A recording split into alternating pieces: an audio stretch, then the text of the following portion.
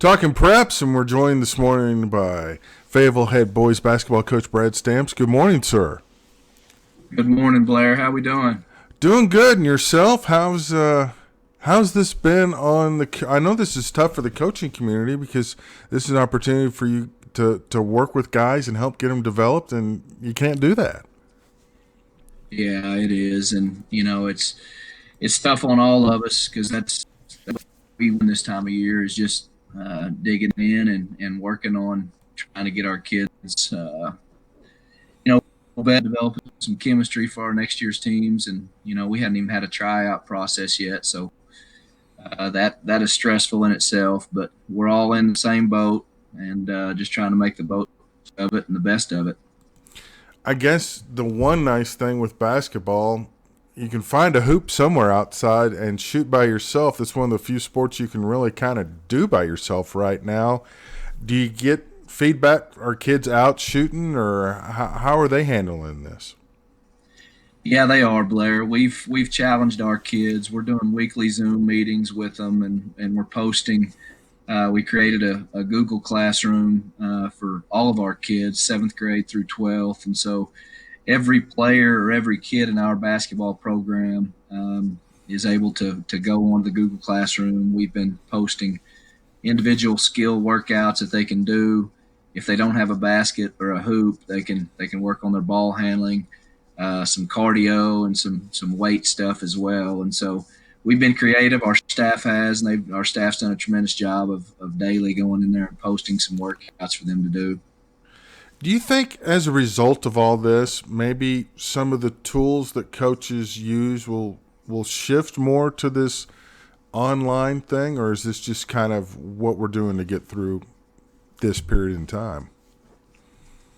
Well, to be honest, Blair, I think we're all learning. I'm doing some weekly Zooms as well with some college coaches and some friends of mine in the high school coaching every week, and we just talk hoops and life. And I love the networking part of it.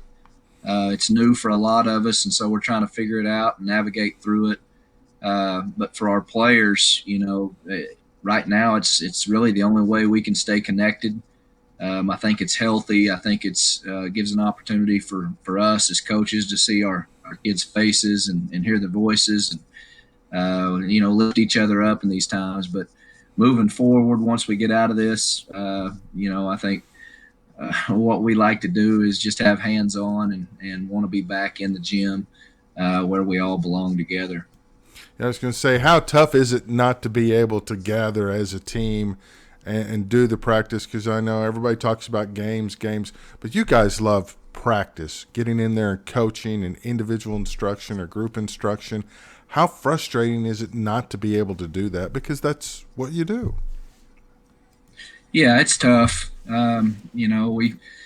We all go through those withdrawals, and for a lot of us, our seasons had just ended, and so and in some cases, as our girls program and many others that didn't get to finish their season, they didn't have a closure, and I hate that for them. But a lot of us had just either finished or were fixing to finish, and we didn't really have that closure on our season with our guys, and then all of a sudden, we're at home and quarantined, and so that's tough. You finish, and then we're all here at home, and so it's been daily communication, weekly communication with our players. But yeah, it is tough, Blair, because as you said it best, that's what we do. I think our guys, are missing that as much as we are. What have you developed as a hobby as a result of this staying at home just to try to keep yourself from going stir crazy? Blair, to be honest, it's been a reflection piece for me as well as a reset. And I got to speak to our coaches, district coaches meeting last week about that. And, we can use this time to better ourselves. And it's a growth mindset for me. And I've tried to challenge myself in four areas, really. And it's mentally, whether that's, reading, I've taken up more reading. I'm a music guy, so I'm always listening to music. Physically, whether that's getting outside and taking frequent breaks and walking.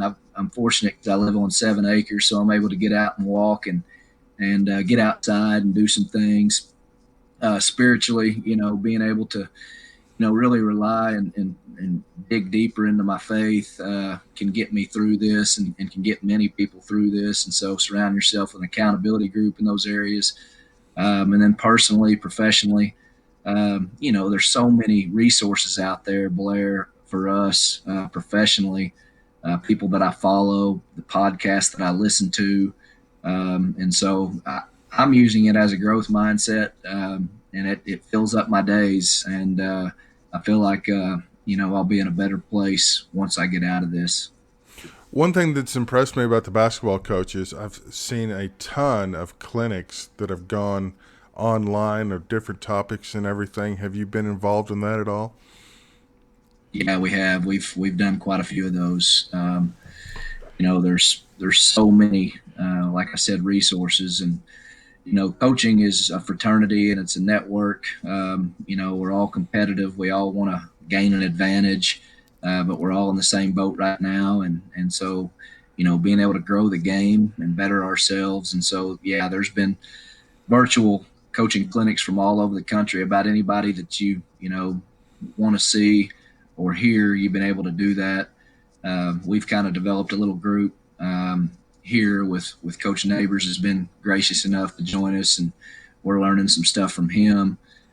Coach Frank Martin at South Carolina, have been able to really pick his brain and do some things. And so there's a lot going on, at home as far as that goes, to kind of grow, your game itself. That's impressive. Those are two guys that not only outstanding coaches but very good men too. So it's nice to have guys you can tap into for knowledge. Yeah, absolutely. Well, I know coaches are competitive. We've got a little quiz we call the quick quiz. Would you like to take that now? I guess I will. All right, here we go. Put on my glasses. All right, I'll wait till your glasses get on. All right, here we go.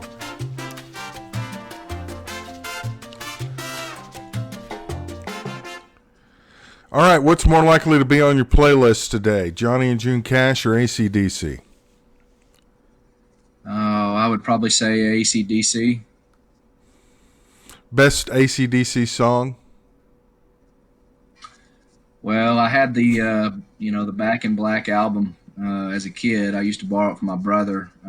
So I would say there's several on there that I would listen to. No bad answer when it comes to them. Number 2, what are you more likely to watch tonight, Hulu or Netflix?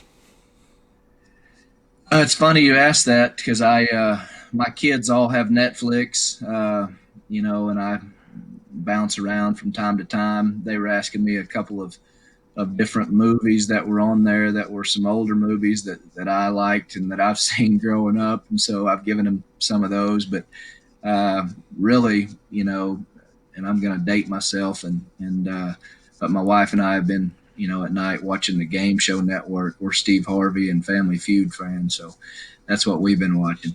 No harm in that. That's good entertainment as well. Say it's Netflix. Are you going to watch Ozark or Tiger King, or have you watched them both? I haven't watched either one of these yet, but I will tell you, several of my family members as well as friends have they've scolded me for not watching either one of them. So my plan is to at some point dig into those. Okay, skip the last episode of Tiger King. It's the bonus episode. It's terrible. Board game. Okay. Monopoly or Uno? I would say probably Monopoly. We when my kids are all here, my 3 kids and my wife, we like to play Monopoly. It's good entertainment. Excellent. And our final one, best wrestler of all time, Ric Flair or Hulk Hogan? I'm a big wrestling fan, so I would have to go probably Ric Flair. All right. You're the first one who said Flair, and I appreciate that. Everybody else has gone Hogan, but I guess maybe that's our generation. I mean, Well, 'cause, that's true. I probably would have went with Dusty Rhodes, but he well, wasn't an option. yeah, that's true. The great Dusty Rhodes, Hard Times. Um, so, do you still watch wrestling? Not as much anymore. Occasionally, I'll watch a little bit. I noticed they've been doing some things on Friday nights, and but I like the old school wrestling a lot Yeah. better. Now, were you a WWC or WCW guy or a WWF guy? Well, I grew up with the old school Gordon Soley and some of those days, the Tommy Wildfire Rich and Junkyard Dog and that generation. Rich Yeah. Wrestling #2. Yeah, there you go. Georgia Championship Wrestling on WTCG back in the day out of Atlanta, which of course Yeah, became WTBS. Oh yeah, exactly. that was great stuff. Yeah, it was. It was Did you entertainment for sure. did you ever go see any of the shows locally? No, I didn't. Had an opportunity at one time and I passed it up, but yeah, I didn't get a chance to see it. Yeah, I remember seeing How Jim about you? A chance Ross to see? and Skandar Akbar at the old girls' gym in Nice, Springdale. Yeah, and now nice. he's a legend, and Skandar tweets crazy stuff on Twitter. So it's all come full circle. Yeah, no doubt. All right. Well, sir, I appreciate your time. Hopefully, we'll be back to normal, whatever normal is anymore. But hopefully, we'll check in with you in a couple of weeks. We'll have a new quiz for you. How about that? That sounds good, Blair. I'd love to do it. Appreciate All all right. you do. All right. Thank you. And it's Brad Stamps, head boys basketball coach, Fayetteville High School.